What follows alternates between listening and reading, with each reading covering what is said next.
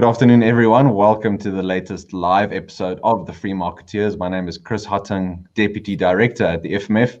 Thank you for being with us today for what I'm sure will be a very special episode because we have the privilege of being joined by Mr. Tony Leon. Tony, how are you today?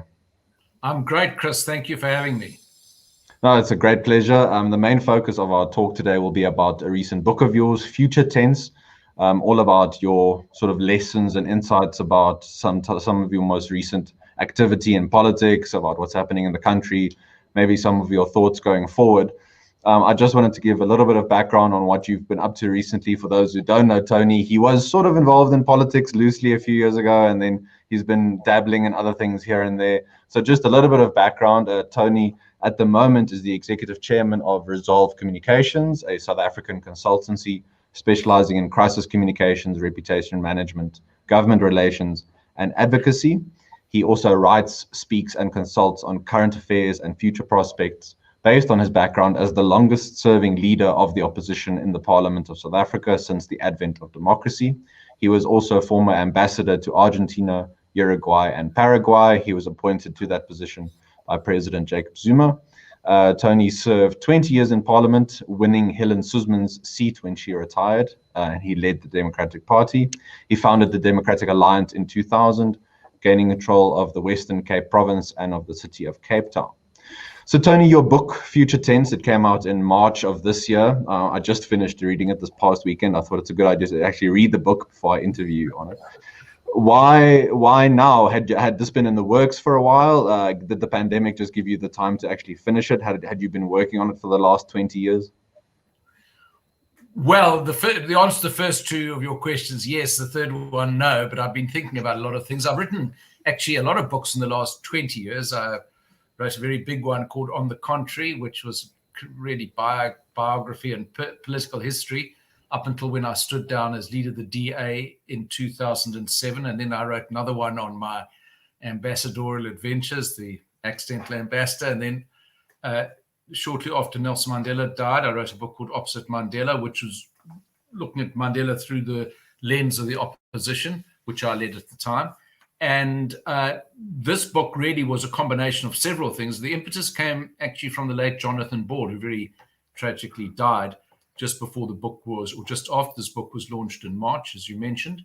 And he said, look, if we had diarists in South Africa, which we don't have, it would be great to get your reflections on a whole range of things on the various rooms you've been in. I mean, I was, as you mentioned, in those constitutional negotiations in Kempton Park. I was in the first Democratic Parliament and in several succeeding parliaments, and I led the opposition for all those years.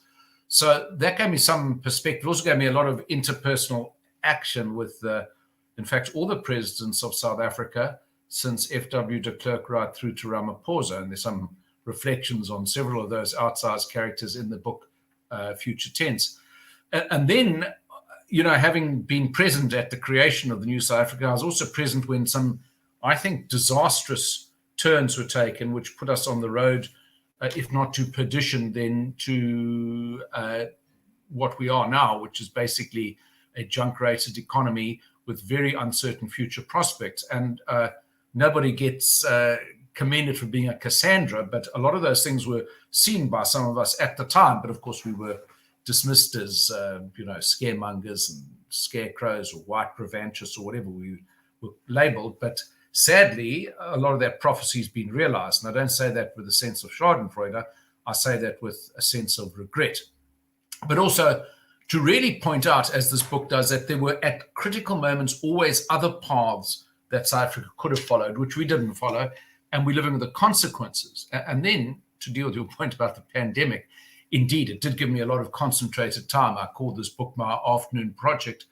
And, as I point out in the book, a lot of the mistakes we made during the pandemic, which are entirely understandable, some of them, not the looting and the stealing and the plundering, were the consequence of policies and practices and even some personalities who predated the pandemic by years, sometimes by decades. We just saw them intensify and be in focus in real time, as they say, during the past 15 months of this terrible pandemic and the lockdown. And barely had the book gone to the printers in January, then the whole vaccine debacle didn't unroll, it just unfolded the controversies rather than the vaccines, although I do have had one, so I must not be ungrateful. But, and the whole Zweli Mkhize controversy and all the latter-day corruption scandals, but actually everything was apparent at the time. It's just the detail that changes. So although it's always difficult, Chris, to write a book about current affairs when affairs and events change, actually the narrative has pretty much been the same, even if the personalities and some of the particularities alter. This might sound, what's the word, simplistic, but I mean, for people who often find themselves surprised by actions of the ruling party and of government and the state we are now, I like to try and point people in the direction of ideology. So go and look at what the guiding ideology of a particular party is. And that could largely tell you what the policies are going to be. Policies and actions are downstream from ideology. And to sort of unpack the book, I mean, we can go through, there's so much that I wish I had you for 3 hours and we could do a Joe Rogan kind of podcast. But for example, you mentioned your constitutional law professor at Wits, Johan van der Vyver, who told you and your class, if you ever get to write a constitution, make sure that you have in mind what will happen if your worst enemy, not your best friend, gets into power. So I wanted to get your perspective a little bit on our constitution and maybe how, this is another big question, but how it has been in some ways ignored simply by Parliament in some instances, how, one can have the best written constitution in the world, but if it's not sort of in the spirit of people, it only goes so far. Yeah, absolutely, Chris. Look, as someone very wisely once said, the more you read, the more you can write. I mean, so a lot of my writing is not just what Tony Leon thinks, it's what far greater spirits than I have conjured up. And one of them actually was the, extraordinary philosopher and practical, if you like, exponent of totalitarianism or against totalitarianism, Hannah Arendt.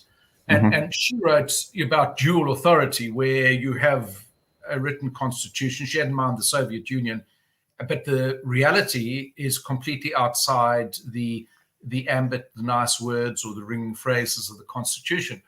Now, I'm not saying South Africa is the Soviet Union, it certainly isn't. But in one sense we are. We have a Politburo called the NEC.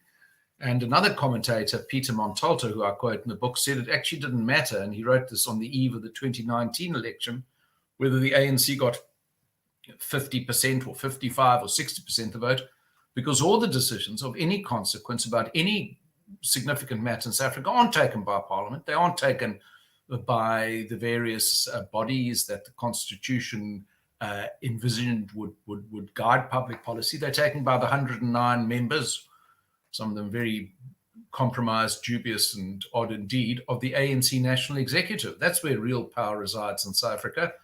And without confining the place I worked for 20 years of my life, Parliament is an expensive adornment stuck onto the outer edifice of this country. A lot of the decision-making takes place, as they say in business, off-site, and we live with the consequences. So one of the discoveries I made early on in our journey in the new South Africa was in a speech. I only quote one of my speeches in the whole book. These people don't get too bored. And there was a speech I made at the Johannesburg Press Club, and it was a long time ago. It was in about 1999. And I pointed out that actually South Africa was a very strange place, because there was this power that didn't rest in the constitution-located bodies, but outside of them, such as in the ANC, NEC, and that the ANC, for all its other virtues and attributes, was actually guided by a fundamentally Leninist idea that the party should control everything, that what the party did was simply on behalf of the people, and the party itself was a vanguard of the people, and therefore they were the undiluted repository of the democratic will. A profoundly, in fact, undemocratic idea, but that's more or less, with some shafts of light provided occasionally by our courts and a few others, such as our intrepid journalists, has been the South African situation for the past 2.5 decades. I wanted to get your take on where where you think we are at the moment? I mean, there's so much data in your book as well that one can use, but you have, for example, you talk about South Africa's debt to GDP ratio. For example, in September 2020, we were borrowing 776.9 billion annually, which is about 2 billion a day.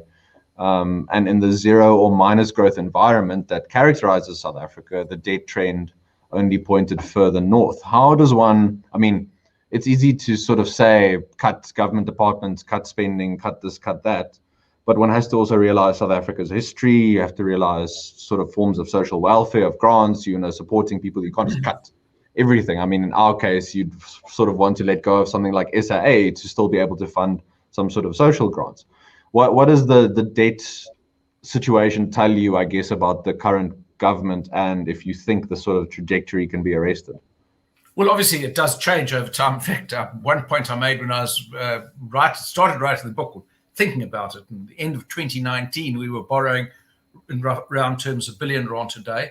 And when I started finishing the book in December 2020, in other words, end of last year, we were borrowing more than 2 billion rand a day. Now, so it was doubled in a calendar year.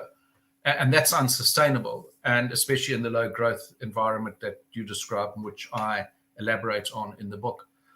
So absent of economic growth, and with a very difficult borrowing profile, and with a skittish bond market, it's just can't continue like that. So something's got to give. The question is what gives, and that's something I do explore in the book. On the other hand, of course, currently, I don't know how long it'll last for. It's largely due to the commodities boom and inflation expectations in the US. We've got actually an improved currency, and therefore we've got some relief, especially because the dollar's being brought in by our big mining companies on the revenue side. So government revenues actually exceeded expectations, which were fairly modest and constrained. So there is obviously some leeway now, but all our history, economic history of the last 30 plus years suggests that these commodities booms do not sustain themselves over time, and they simply give government a breathing opportunity, breathing space to make some fundamental reforms to make the growth needed, the revenue collection, far more sustainable and far more predictable. And I have to say, on the evidence today, there's been some modest reforms, but they've been very incomplete, and they don't seem to go to the heart of the matter, which actually is how to make South Africa's economy grow. And there's no mystery there. We know what differentiates the wheat from the chaff, the sheep from the goats when it comes to economic growth. There are eons of decades of studies on it. There, the growth dynamic is not a mystery. It just requires application. But I'm not sure at all that this doubling down on the kind of policies that we've seen, which are basically statist, highly interventionist, fundamentally anti-business, is going to change the trajectory in a positive direction. All the evidence to date suggests it won't, but nothing is absolutely probable. There are only various possibilities. You touched on reform there, and it's a big thing in sort of think tank world analysis, even in the media, to talk about that South Africa needs radical structural reform. To me, any policies that increase state control aren't the kind of radical reform that we need. They're sort of simply continuing down the path we've been on. I wanted to get your take on the idea of reform within the ruling party, because that's also a lot of hope has been pinned on the quote-unquote Ramaphosa faction as opposed to the RET faction or the Magashule faction. Is it simply a case of getting out one or two people? I mean, now the president is in a difficult position with his health minister, who's being implicated almost daily in new revelations from the Daily Maverick and Scorpio about his alleged corrupt dealings. So is it only a case of getting out a few individuals? You also, in your book, you touch on this whole idea that a great leader can guide a country to better outcomes, and how a lot of us tend to pin our hopes on one figure, and then when that figure disappoints us, the sort of world comes crumbling down. I absolutely agree with you. I've never been a believer. I think it was Tolstoy who had the concept of the good Tsar who would come and save us all or guide us to a happy destination. I don't believe in that. I believe you've got to strengthen institutions, and I believe personality cults, even though I led a political party and my personality was fairly dominant in it, are dangerous rather than progressive.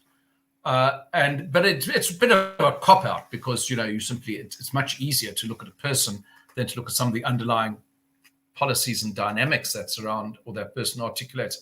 I actually don't know what Cyril Ramaphosa stands for in a fundamental sense. The opening chapter of my book deals with my encounters at distance with him addressing an audience in New York 3 years ago, just when his presidency had begun and when there were great hopes and expectations. And nothing's fundamentally changed since then. He talks extremely well. He's very emollient, but he doesn't like to make tough decisions. He doesn't like to lead from the front. And he most certainly doesn't do anything to attack the catechisms, central catechisms of his own party, such as BEE, such as this blunt instrument of transformation, which I think has done huge damage to this country. And it's not what I think. It's the fact that yesterday they published figures that suggest that 75% of young South Africans are unemployed and arguably unemployable since they don't have the right training, education, or skill set to advance into the world of employment. So, but Cyril has given no indication. In fact, he says we're going to intensify the pressure points for BEE. He made one remark, I quote. He said national health insurance is coming whether you like it or not. Not such a consensus-seeking statement there. And we know that on the government, to the extent it did any homework, that's a complete disaster. They had 2 pilot projects that both failed. And we have Ibrahim Patel, who seems to be the absolute master of the economic universe, where Tito Mboweni, makes pilchard recipes or nice pilchard dishes and has the right views, but seems to be absolutely marginalized from the center of decision-making, economic decision-making, the government, and it's all left to Ibrahim Patel, who, without, using red under the bed, is not just a communist, fine, freedom of association, but believes profoundly in the communist project that the state must control the economy and all the levers in it, which is fundamentally anti-growth. And even if you take the Chinese as an example, though we're hardly comparable to the second biggest economy in the world, with the world's largest population, I mean, the Chinese as well might have state involvement and direction, but there's probably more trust for the free market in some ways in China than there is in parts of the government establishment in Pretoria. Yeah, I wonder what's going to happen now in the local elections. That's the next sort of question I had for you. I mean, this isn't something that you particularly allude to in the book, but you can touch on what, the official opposition, of course, and how you think they will perform. But we've got the local government elections in October this year. Do you foresee, to put you on the spot, I guess, in that way, do you see the ANC getting, and losing certain municipalities and certain metros? Do you see the DA winning some? Maybe the EFF will make a big move. I don't know about the Freedom Front, perhaps. Just your take on what we might see in the next sort of 6 months. Well, South Africa is a place where election results are not the consequence of bad or good government performance for a range of reasons. One of them is that millions of people have opted out of the electoral system completely. There's some figures in my book, the last general election, which actually I don't have in front of me, but please read the book. It's all there. As in the last general election 2 years ago, something like only 26% of all voting age South Africans voted for the ANC because millions hadn't registered when they could have.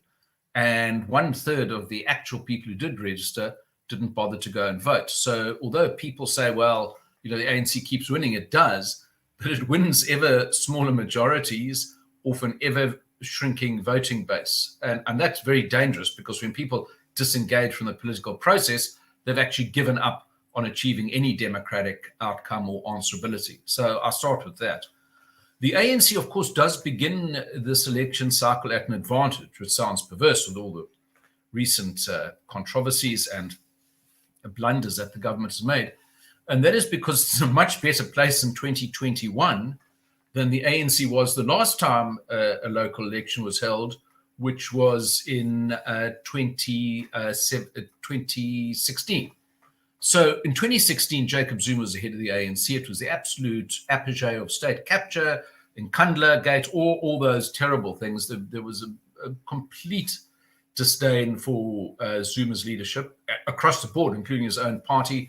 There was terrible fighting within the ANC, much worse than now. They had a mayoral candidate in Pretoria, Toko Didisa, who basically, was imposed on the party because they couldn't agree on a mayoral candidate. And the Nelson Mandela Bay was a fiasco with stealing and plunder. And of course, what then happened in that election is because opposition voters were so galvanized, they went and voted en masse, and the ANC voters were very dispirited, and a huge number of them stayed away. So as a consequence of that difference in turnout, the ANC did very badly. They lost control of Johannesburg, Pretoria, Tshwane, Port Elizabeth, Nelson Mandela Bay, 3 citadels that had previously been impregnable. In fact, at the end of the election, the only big metro they did control was Durban. But of course, huge events have happened since that local election in the ANC. Ramaphosa is the president, far more acceptable, and one has to say far better than Jacob Zuma at probably every level, and more acceptable face of the party to non-traditional ANC supporters. Even the fights within the ANC at the moment, especially between him and the RET faction, which you alluded to in an earlier question, help Ramaphosa with the sort of undecideds, because people think, well, we better strengthen Cyril's hand by making him strong, and he's the face of the party if we don't want this RET crowd to come in. I had a meeting the other day talking about my book with a group of leading businessmen in Cape Town, and one of them said, oh, but we better support Cyril. He's much better than the RET faction. Well, of course, that's true. And I said, well, do you know what Cyril actually stands for? He couldn't tell me, but he was better than Makashula or Zuma. From the DA perspective, of course, the party's undergone a huge amount of churn. I mean, I do have 2 chapters in the book. Only 2 chapters. Although if you read some of the commentary, think my book's about the DA. 2 out of 16 chapters deal with the DA, because I was intensely involved at the invitation of Musi Maimane, ironically, to interrogate the leadership and the situation of the party after the last general election.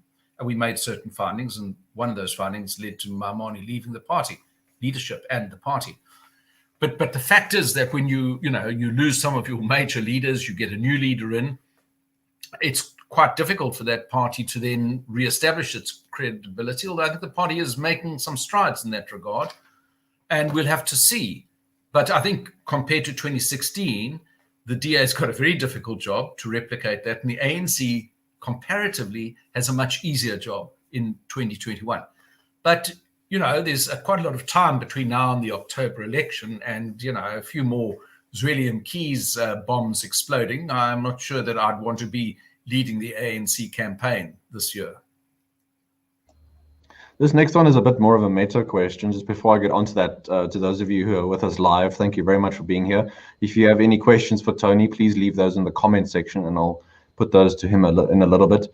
So Tony, my next question was just about, this is a meta point. I wasn't sure how I would get onto it, but I'm not even going to segue onto it, but sort of put it to you. The question of principle versus pragmatism in politics. So I wanted to get your sort of insight into this, because a lot of times, and we can talk about the DA, for example, about sticking to classical liberal principles and having the concomitant policies and implementing them. And then there's accusations of vacillating between them and trying to appeal to the masses, quote unquote, although as though the assumption is classical liberalism for some reason won't appeal to the masses, kind of thing. What do you think of that whole debate, that issue between principle versus pragmatism? Is it even a debate? Should it be one versus the other? Yeah, I think, Chris, it's something of a false dichotomy. First of all, you've got to be pragmatic in politics. You're not running a narrow sect or a sort of pristine religious movement where fidelity to principle is all. You're dealing with human beings, you're dealing with human motivation, you're also dealing with complex electoral situations, and you've got to have a broader appeal. Otherwise, you really are going to be an army of true believers, which is not the kind of position that a successful party should be in. On the other hand, if the party's not anchored to sort of core principles, then it's going to be completely lost, as indeed I think the DA became utterly unmoored and untethered from its convictions, or the convictions it stated in public it wasn't applying in practice, as I indicate in chapter 3 of my book. But the thing to me is that it's kind of both and not either or. Now, sometimes when I do have dealings with some municipal governments run by the DA, I think, how is it that that these administrations are controlled by the DA? Because there's no sign of the DA philosophy and practice. And I mean, I find, strange enough, various Marxists and sociologists who are appointed by some DA governments to independent boards and so on, which might be very good from an inclusive point of view. But you wonder, how's the party ever going to advance to showcase its difference if it simply appoints ANC-aligned people who have an ANC philosophy to make its decisions or decisions on behalf of its governments, which sometimes is the case? Then there seems to be the case that the party says, well, look, we want to be pro-development, we want to be pro-business, and actually all it does is provide a pale imitation of ANC government minus the corruption and minus the maladministration. So it'll be more efficient in delivering on ANC core policies. And one of the reasons for that isn't just DA is untethered to principle, has been in the past, is because actually we have very little federalism in this country. So even though the DA says, well, come to Cape Town, come to the Western Cape, it's much better than the rest of the country in terms of governance, absolutely true. But a lot of the provincial and municipal authorities don't have decision-making powers on their own terms. There are very few federal powers are devolved, and we have a recent example of that with the vaccine rollout in South Africa. The provincial government couldn't go and contract with vaccine suppliers to get vaccines in here quicker. They had to wait for the national government to do it. And there are many other examples of this. But I think the party still has to bang the drum of what it stands for, and where it can, with all the constraints of space, the environment, hostile media, they need to actually show that there's a difference beyond just good administration or not stealing the money to a DA way of government from an ANC way of government.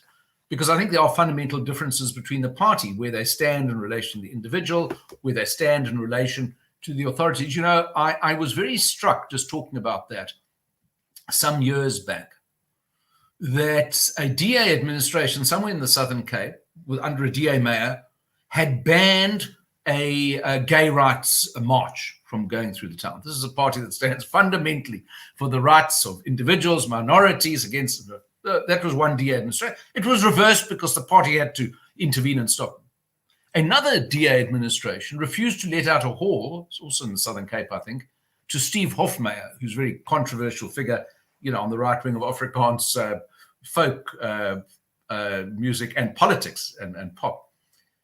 But this was a DA administration. And once again, it was reversed. And then there was a more recent example in the Western Cape where an official had called out or penalized a teacher or headmaster who declined to classify himself, I think, as a coloured under employment equity legislation. And once again, the MEC intervened there and stopped it. But then you've got to say to yourself, now, hang on.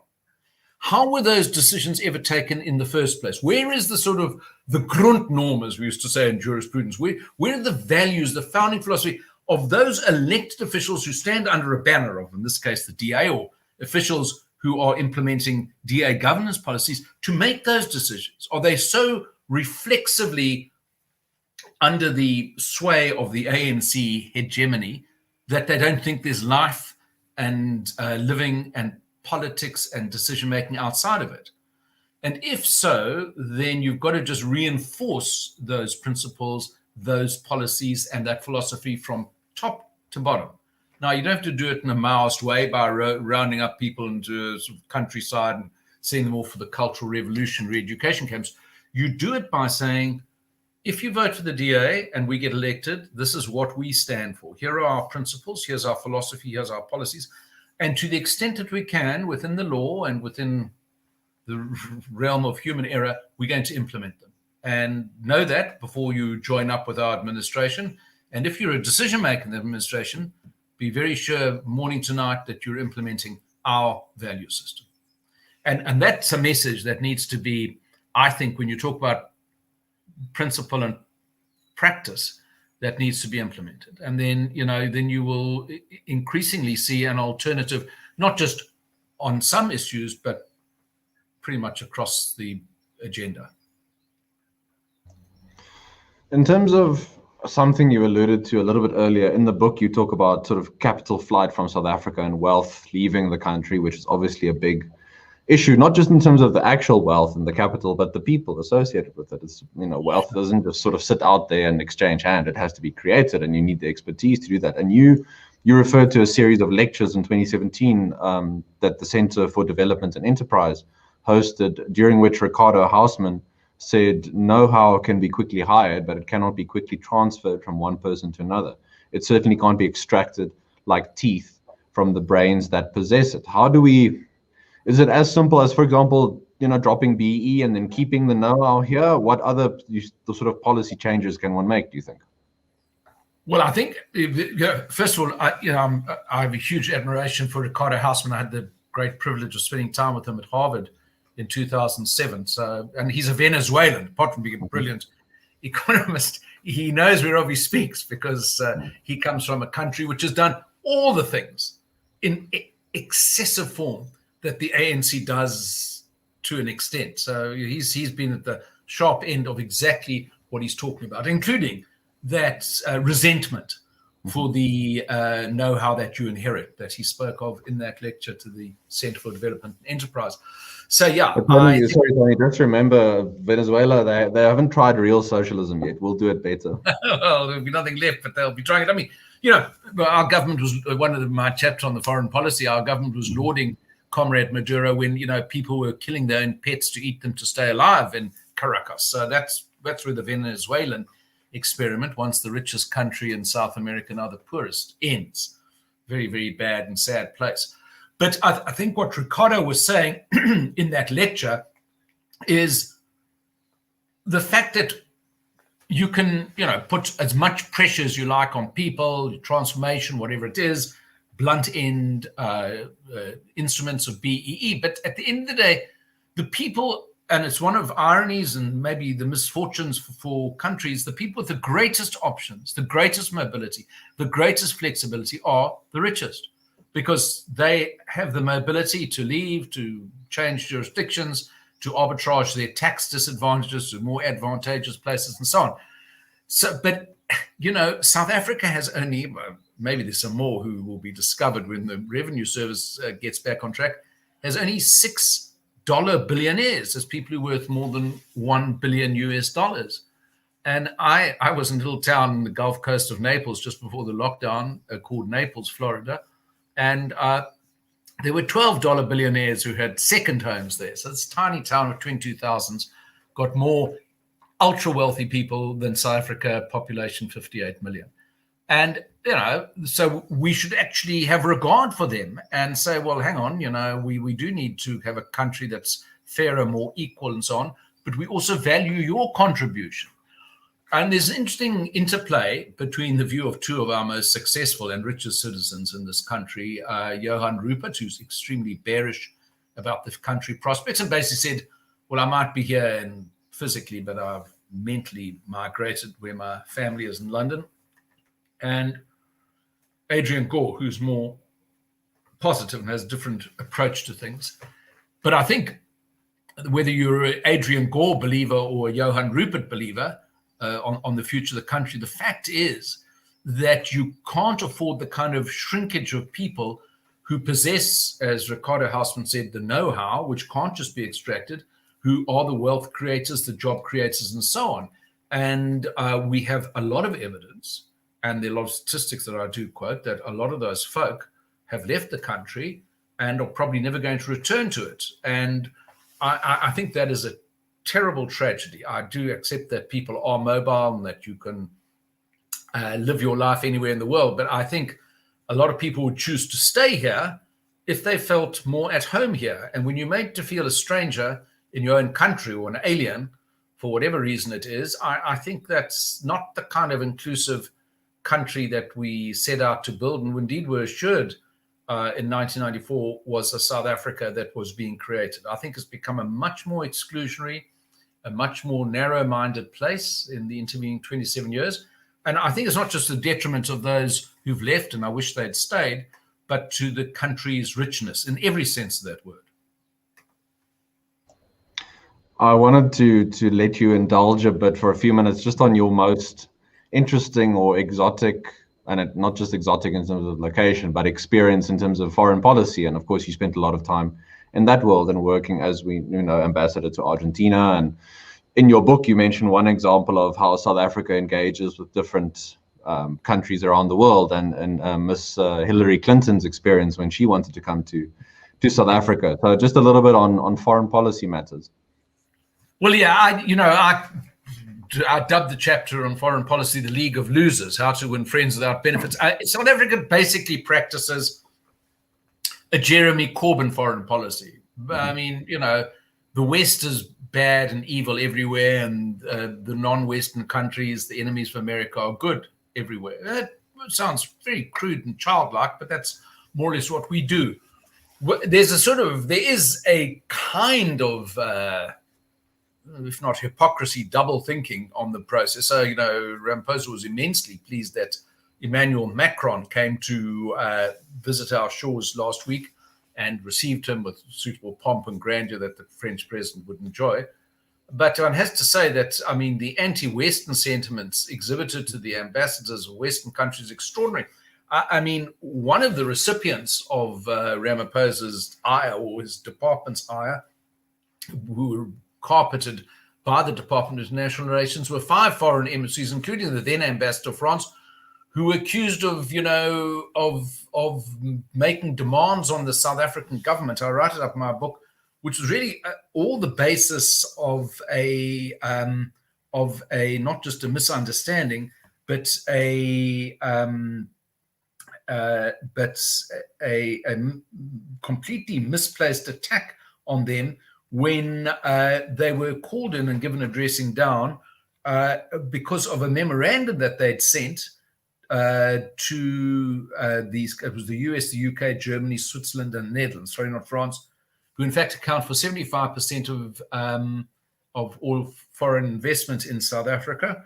And they were summoned and given a dressing down because they dared to address a memorandum, having been asked by Ramaphosa's investment envoys what the obstacles were to investment, and they actually did him the honor of telling them what the adversities were, such as BEE codes, weakening intellectual property rights.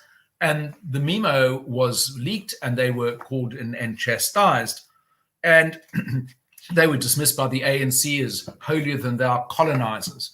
Now, that is not the way to win friends and influence people. And we have a completely myopic human rights agenda. Now, I accept that human rights can't be always front and center of everything you do. We are a government, not an NGO, and countries have their own national interests to protect.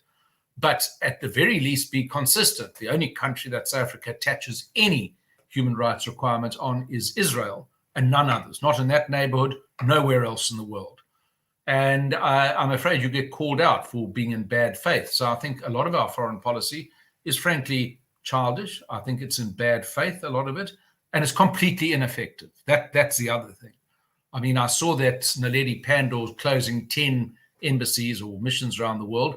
We have a ridiculous number of foreign missions. I actually sent something to someone the other day. I think I put on Twitter. I said, you close another 20 without feeling any pain. And I would suggest that there are 3 or 4 additional ones in South America where I was practiced my diplomacy, which you could consolidate and save even more money. And if you had half competent diplomats, you wouldn't have these financial messes because they'd be able to fund their activities, their public diplomacy, through engaging with corporates and others who want to do business in South Africa, as we did in my embassy. And but you don't see any of that. It's just almost become a total cost center. That is the 7 or 8 billion rand we spend on our foreign affairs budget, and without any benefits. And that's very sad. And I'm afraid South Africa's voice in the world doesn't count for that much. It certainly counted for a huge amount when Mandela was president, arguably when Mbeki was president, because he articulated a more internationalist perspective, which had some nuance to it, and practically none at all since then. At the moment, the last few comments we had from the president was mostly about how South Africa needs more vaccines, and he sort of goes to other countries asking them for the vaccines, not taking the opportunity, I think, to assess why South Africa is in such a weak fiscal position in the first place. Of course, that would be a failure on the government. Sorry, go ahead. Yeah. Why we didn't, the outgoing appears to be outgoing. Not a moment too soon, in my opinion, Prime Minister of Israel, Bibi Netanyahu, who made 17 phone calls last year to the CEO of Pfizer. Our president made none. And we were scrambling around on the 6th of January without vaccines. And we'd put all our eggs into the COVAX basket. Well, that proved disastrous. So there was no planning, there was no preparation, there was no homework. But the moment that became apparent, instead of actually manning up, taking responsibility, saying, how did we land up in this situation? Ramaphosa did what the government loves to do, is to blame someone else. And I'm afraid that won't cut it either. I agree. We have a comment from Mike Setas. Thank you, Mike. Great comments, Tony, and loved reading your book. His question is, notwithstanding that predictions are so difficult to get right, what's your gut feel on where South Africa will be in 10 years? Well, I erected 9 signposts at the end. And look, the truth is, I don't know. I think a lot of the evidence is very negative about creating a sustainable democracy and an inclusive economy and being in a fiscally coherent position. Most of the indicators don't point in those directions. So you'd have to say on the evidence, it's looking very bleak.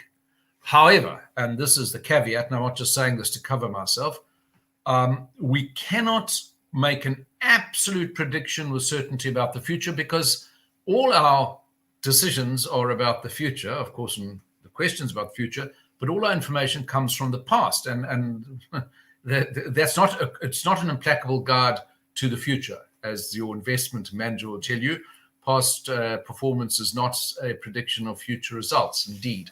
And the same is true of politics. And look, I think there are some encouraging signs. Of my 9 signposts, 6 are negative, 3 are positive. And, I still think, despite, really appalling misgovernance, the private sector is incredibly strong in this country, despite every obstacle thrown to it. We have an immensely powerful civil society here, which does amazing things at an extraordinary time. And we do have an electoral dynamism. It might not seem like that, but it's more than a back of the envelope. My prediction is that the ANC is going to run out of road at the next general election. I think 30 years is about the modern tipping point of one-party dominance anywhere in the world. Now, I don't see actually much difference in South Africa if trends continue.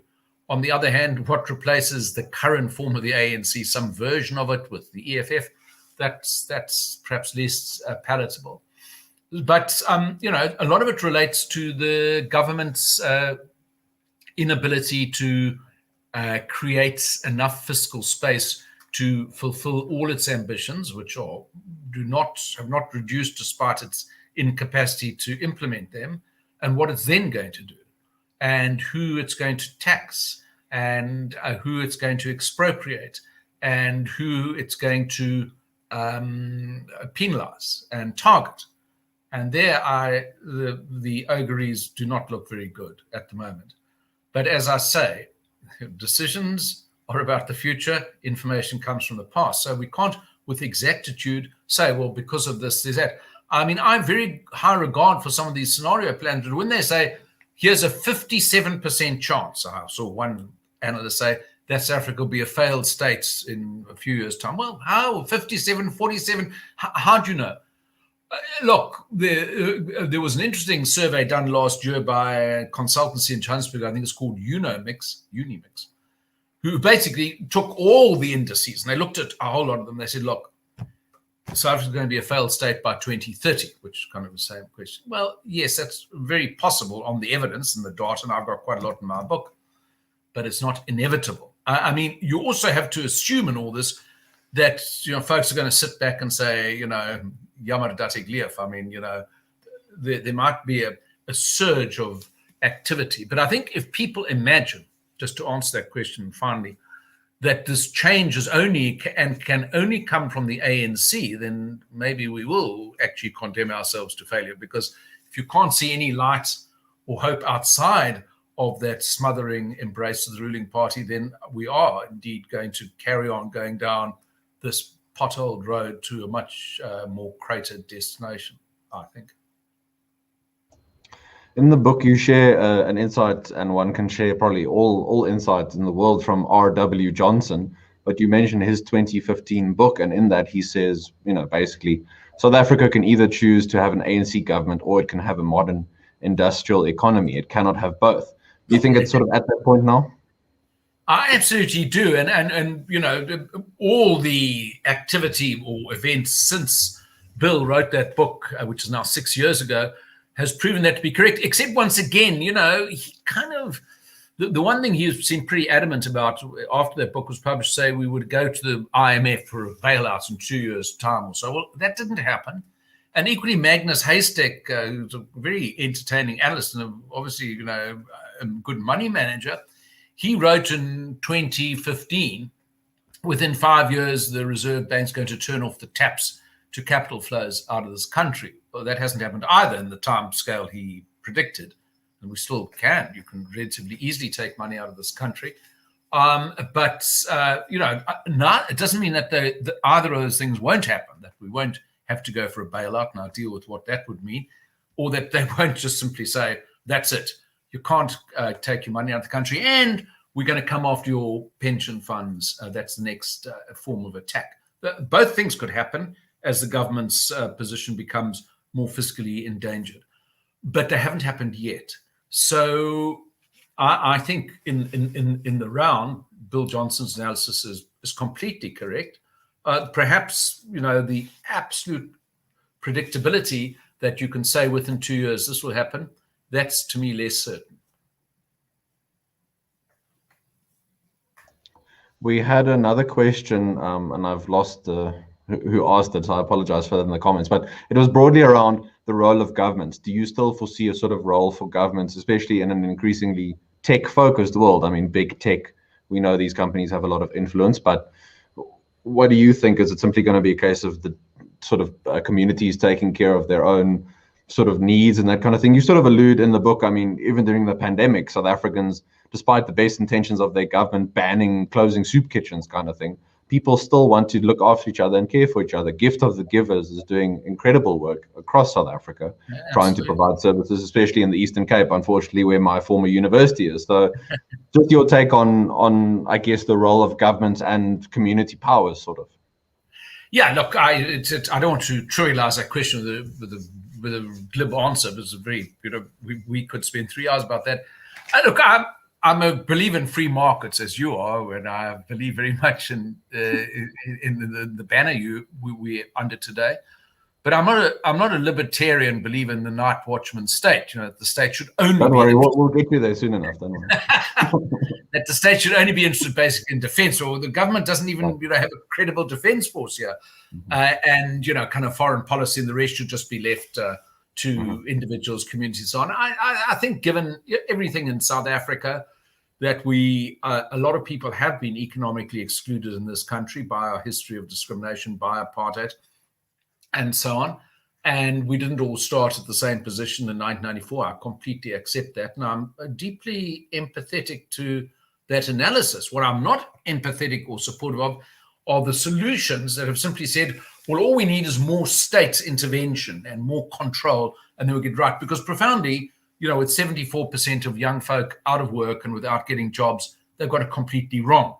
And with the 200,000, I think was the figure I saw, of DNA forensic case files not being processed because of, disaster in the police crime labs is another indicator. All this mad suggestion now, because of the country, about 50 people a day get murdered, that you can't have the right to arm yourself for self-defense. That's the latest wheeze from the Minister of Police when he's not busy, arresting people who bathe on beaches in violation of some other bizarre, unscientific mandate.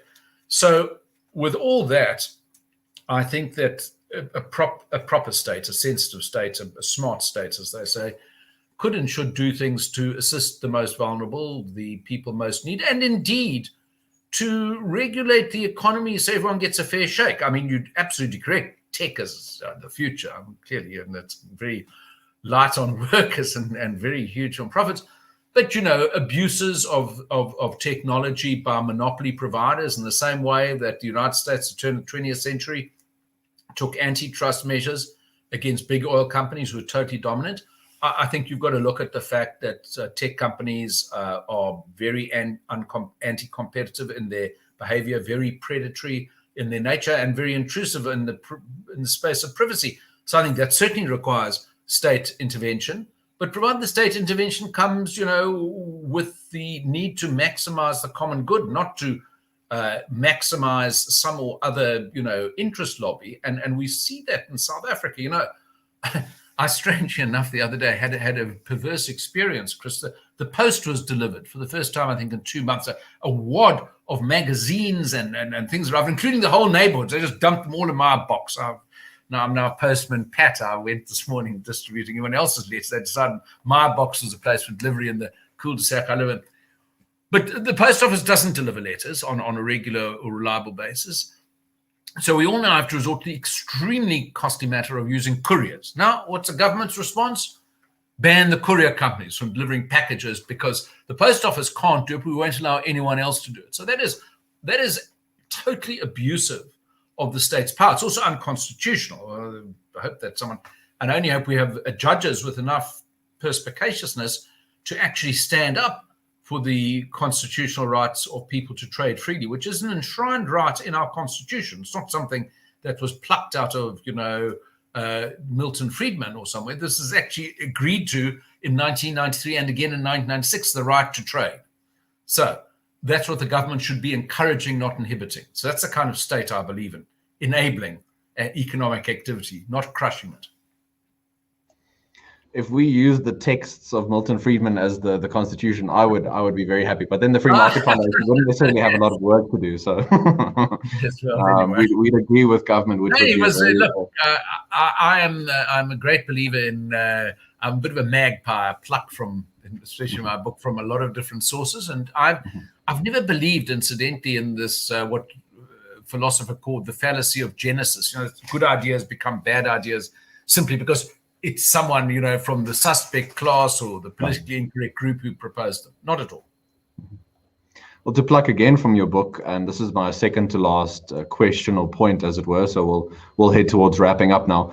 You mentioned David Maynier, who served as your chief of staff when you were the leader of the DA, and he was appointed member of the Executive Council for Finance in the Western Cape after the 2019 election. You mentioned at one of your sort of meetings, he mentioned that if South Africa had achieved 5.4% GDP growth, which was promised by the National Development Plan, but never delivered, then average GDP per capita would have doubled in just 13 years. So I guess that shows us again, the idea of A is A. When you have certain policies and ideas, you're going to have the consequences. If you have good policies, good consequences on average. If you have bad ideas and bad policies, you have bad consequences. Absolutely. And look, the NDP is not the sort of holy grail, but there were some good ideas there. And at least the National Planning Commission did some homework. I mean, a lot of the stuff that's coming out of the government now is untested, unproven, and unsustainable. And it's presented, we have this mad situation with alternative energy procurement. That the minister himself, who seems to be a very compromised figure, Mr. Mantashe, just decided to cap the generation capacity of independent power producers at 10 megawatts. And yet all the minds of people who really need to produce it said it's got to be 50. And he couldn't sustain any analysis of why it was 10, other than the fact I suspect there'd be a lot more pies for a lot more people to get their fingers into if you have 10 megawatt rather than 50 megawatt projects. But there was no science behind it, just like there was no science behind banning, cooked chickens during the lockdown or cigarette sales or whatever else it was. And that's the most frightening thing. It's not just that a state intervention, but it's state stupid intervention or state arbitrary intervention. And that's a worry. The final, I guess, point on which to end, and of course you can include anything else that you want to sort of leave here, any pearls of wisdom. You've given us a lot in this hour, so I mean, you need to take all the time you can to give us the rest. But last week you had an article in Business Day, and I recommend everyone to go and find it, in which you mentioned the president's 2017 New Deal speech, which referenced Amilcar Cabral, and the quote is, "Tell no lies, mask no difficulty, mistakes, or failures." And you say, excellent advice. He and his government should take it. Yes, and they don't. And I often find Ramaphosa's speeches are flights of fancy. I think he's made one today in Parliament. You'd really think we live in a country with extraordinary effective governance. We know we live in a country where water's not being delivered except courtesy of the gift of the givers in the Eastern Cape, or Solidariteit in the Northwest, where they actually go in or AfriForum and actually perform the role that municipalities should perform, because 60% of them are dysfunctional financially and operationally. So I think we've come to a pretty difficult place where there is a sort of allusion to problems, but not a willingness to say, this is really bad, we have messed up, and we're going to do it a completely different way. And, I can't help but think, although he wouldn't like the comparison, that Ramaphosa was a bit like Pierre Botha, whom when I first got into politics, was the president of South Africa. So Pierre Botha was a reluctant reformer. He kind of realized there was a need to reform, but wasn't prepared to go the whole hog, which de Klerk was prepared to do. So we land up in the worst of both worlds under him. We had a state of emergency. We had a state security council, which was performing the role of a parliament instead, or government was largely off-site. And we did have incremental reforms, which simply furthered the need or the taste for complete reform and even revolution. So he was hoisted on his own petard, as it were. Ramaphosa has sort of said, well, we need to reform, and then he won't reform. And it's not sustainable. The state was wrong, but we're going to carry on the same directions we were before. Instead of actually saying, as they say in Afrikaans, so ver en nie verder nie, so far, no further, we are now changing course. And I haven't seen any indication. Mandela, incidentally, whom Ramaphosa is very keen to quote, was a sort of transformative leader in the sense he said, we can't do this, we must do that. And on some profound issues, Mandela did that. On economic policy, on even negotiating with the government when he's still in prison, on a symbolically important matter, retaining the Springbok rugby symbol. The movement, the party, the tripod didn't want that. He wanted that. And he led from the front and did those things against the orthodoxies of his party at the time, and then found consensus for it later. Joe Slovo, on the sunset clause, didn't last long, although sunset does set, which helped break the logjam. Codesa, he led from the front, and he was the head of the SA Communist Party at the time, and achieved the consensus later, because that's what leaders do. And they also acknowledge, well, we can't just keep going in the same direction when it's led us over a cliff or to the cliff edge face. And I see no sign of that, because the government, to do that, must first acknowledge that there's something fundamentally wrong, rather than blaming or alluding to 9 lost years, which incidentally, every principle in the current government was also entirely in place during those 9 lost years. No, and I think it's always important to point out that we want a progressive and an inclusive economy, in a positive way, a transformed economy, but you're not going to have that without growth. So you can't redistribute people into prosperity if there's nothing to sort of help people. And if you just keep on sort of using what's been created and run out of it. And, Chris, another thing, my final point, there's an assumption that without all this punitive legislation from BEE to cadre deployment, no one would change, that you're dealing with a group of revanchist, racist recalcitrants. Complete rubbish. Because even if every minority business owner in this country was harking back to the bad old days of apartheid, the fact is they need a market. And the market in South Africa is overwhelmingly black. It's overwhelmingly not white. The customer face is overwhelmingly not white. So obviously, any business with, half a brain cell is going to have businesses that look like South Africa, not like a combination of the Rand Club and the Broederbond, or whatever I once described my own party as hitherto appearing to be.